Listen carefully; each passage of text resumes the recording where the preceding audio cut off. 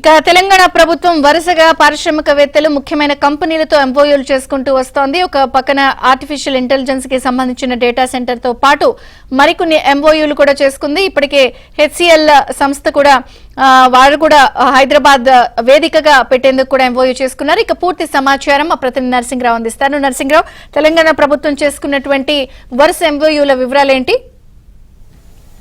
Yes విజయ చంద్రిక, మొత్తానికి రేవంత్ రెడ్డి, తెలంగాణ ముఖ్యమంత్రి రేవంత్ రెడ్డి, మంత్రి దుద్దిల్ల శ్రీధర్ బాబు, అధికారుల బృందము రైజింగ్ తెలంగాణ పేరిట దావోస్లో విస్తృతంగా పర్యటిస్తూ ఉంది. వరల్డ్ ఎకనామిక్ ఫోరం సదస్సులో పాల్గొంటున్నటువంటి ఈ రైజింగ్ తెలంగాణ బృందం పెట్టుబడుల ఆకర్షణ లక్ష్యంగా విస్తృతమైనటువంటి చర్చల్ని, సంప్రదింపులను జరుపుతూ ఉన్నది. ఈ సమావేశానికి దాదాపుగా 132 దేశాల నుంచి 3000 మందికి పైగా ఇటు రాజకీయ నేతలు, ప్రభుత్వాధినేతలే కాకుండా, ప్రభుత్వ వర్గాల నుంచే కాకుండా పారిశ్రామిక రంగానికి సంబంధించినటువంటి దిగ్గజ సంస్థల ప్రతినిధులు కూడా హాజరవుతున్నారు. సో ఈ సంస్థలకు సంబంధించినటువంటి ప్రతినిధులతో నిరంతరాయంగా సంప్రదింపులు, చర్చల్ని జరుపుతూ ఉన్నారు. సో పెట్టుబడుల ఆకర్షణ లక్ష్యంగా కొనసాగుతున్నటువంటి ఈ దావోస్ పర్యటన సక్సెస్ఫుల్గానే ముందుకు సాగుతుందనేటువంటిది మనకు స్పష్టంగా అర్థమవుతుంది. గత 2 రోజులుగా కుదురుతున్నటువంటి ఒప్పందాలు, పెట్టుబడులకు సంబంధించినటువంటి ఎంఓయూలను చూస్తే రేవంత్ రెడ్డి పర్యటన అయితే, దావోస్ పర్యటన కొంత సక్సెస్ఫుల్గానే ముందుకు సాగుతుందని చెప్పొచ్చు.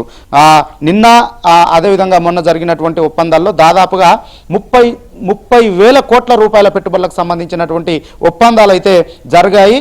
సో చాలా అంతర్జాతీయ దిగ్గజ సంస్థలు హైదరాబాద్లో ఉన్నటువంటి అనుకూలతల నేపథ్యంలో రేవంత్ రెడ్డి బృందం వివరించిన తర్వాత తెలంగాణలో పెట్టుబడులు పెట్టేందుకు ఏ విధమైనటువంటి అనుకూలతలు ఉన్నాయి, ప్రభుత్వము ఏ విధమైనటువంటి ప్రోత్సాహకాలను ఇస్తుంది అనేటువంటి వివరాలను తెలుసుకున్న తర్వాత ఇక్కడ పెట్టుబడులు పెట్టేందుకైతే పెద్ద ఎత్తున ముందుకు వస్తున్నారు. ఒప్పందాలు కుదురుతా ఉన్నాయి. అందులో భాగంగానే ఇప్పటికే ఈ సదస్సులోనే సంప్రదింపుల సందర్భంగా ఒక మెగా కంపెనీ 15,000 కోట్ల రూపాయల పెట్టుబడులు పెట్టేందుకు ముందుకు వచ్చింది. 11,000 కోట్లతో పంప్డ్ స్టోరేజ్ ప్రాజెక్టును నెలకొల్పబోతా ఉంది.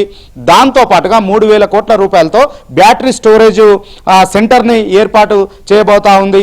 అదేవిధంగా 1,000 కోట్ల రూపాయలతో వెల్నెస్కు సంబంధించినటువంటి ఒక ప్రాజెక్టును కూడా ఏర్పాటు చేసేందుకు మెగా కంపెనీ ముందుకు వచ్చింది. అందుకు సంబంధించినటువంటి కీలకమైనటువంటి ఒప్పందాలు కూడా కుదిరాయి. సో అంతేకాకుండా అంతర్జాతీయంగా దిగ్గజ సంస్థ అయినటువంటి యూనిలివర్స్ సంస్థ కూడా, ఇది ఆహార ఉత్పత్తుల్లో అంతర్జాతీయంగా పేరు ప్రసిద్ధిగాంచింది. సబ్బులు, టూత్ పేస్టులు, బ్యూటీకి సంబంధించినటువంటి ప్రొడక్ట్స్ ఉత్పత్తిలో ఇది అంతర్జాతీయంగా పేరున్నటువంటి సంస్థ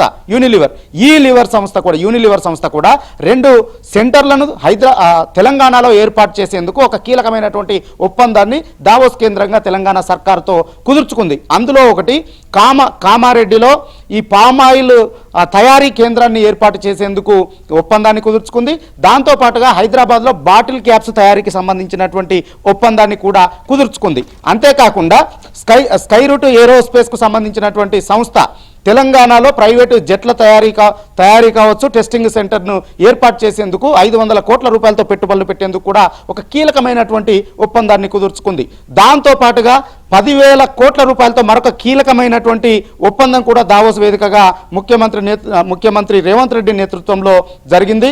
కంట్రోల్ ఎస్ అనేటువంటి కంపెనీ ఒక డాటా సెంటర్ని ఇక్కడ ఏర్పాటు చేసేందుకు, అత్యాధునికమైనటువంటి ఆర్టిఫిషియల్ ఇంటెలిజెన్స్ డాటా సెంటర్ని హైదరాబాద్లో ఏర్పాటు చేసేందుకు ముందుకు వచ్చింది. అందుకు 10,000 కోట్ల రూపాయలతో ఈ ప్రాజెక్టును నెలకొల్పేందుకు ఒక అవగాహన ఒప్పందాన్ని కుదుర్చుకుంది. దాదాపుగా దీని ద్వారా 3,600 పైచీలకు ఉద్యోగ అవకాశాలు లభించేటువంటి ఆస్కారం ఉందని చెప్పి ప్రభుత్వ వర్గాలు చెప్తా ఉన్నాయి. దాంతోపాటుగా హెచ్సిఎల్ కూడా మరొక ప్రాజెక్టును ఇక్కడ నెలకొల్పేందుకు మరొక కీలకమైనటువంటి ఒప్పందాన్ని దావోస్ వేదికగా కుదుర్చుకుంది. ఇక్కడ దాదాపుగా 3.2 లక్షల చదరపు అడుగుల విస్తీర్ణంలో తన సర్వీస్ సెంటర్ను ఏర్పాటు చేయాలని చెప్పి ఇక్కడ ఒక కీలకమైనటువంటి ఒప్పందాన్ని కుదుర్చుకుంది. సో దీని ద్వారా కూడా లైఫ్ సైన్సెస్కు సంబంధించినటువంటి సేవల్ని ఈ హెచ్సిఎల్ సంస్థ అందించేటువంటి అవకాశాలు ఉన్నట్లుగా చెప్తా ఉన్నారు. సో ఈ విధంగా వరుస ఒప్పందాలు, వరుస పెట్టుబడుల ఆకర్షణతో ముందుకు వెళ్తా ఉంది రేవంత్ రెడ్డి నేతృత్వంలోని రైజింగ్ తెలంగాణ బృందం. సో అందులో భాగంగా ఈ రోజు కూడా 3వ రోజు మరికొన్ని కీలకమైనటువంటి సమావేశాలని అంతర్జాతీయ దిగ్గజ సంస్థలతో ఈరోజు సమావేశం కాబోతా ఉన్నారు రేవంత్ రెడ్డి. అందులో ప్రధానంగా విప్రో కంపెనీకి సంబంధించినటువంటి ప్రతినిధులతో సమావేశం కాబోతున్నారు.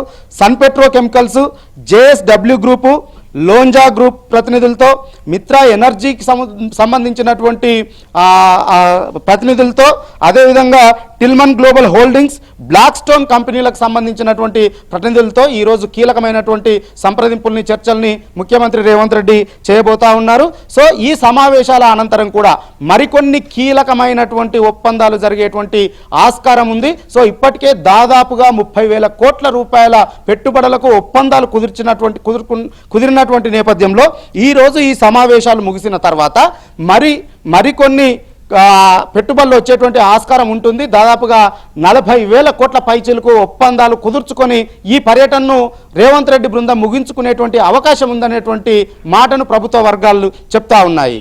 విజయచంద్రిక.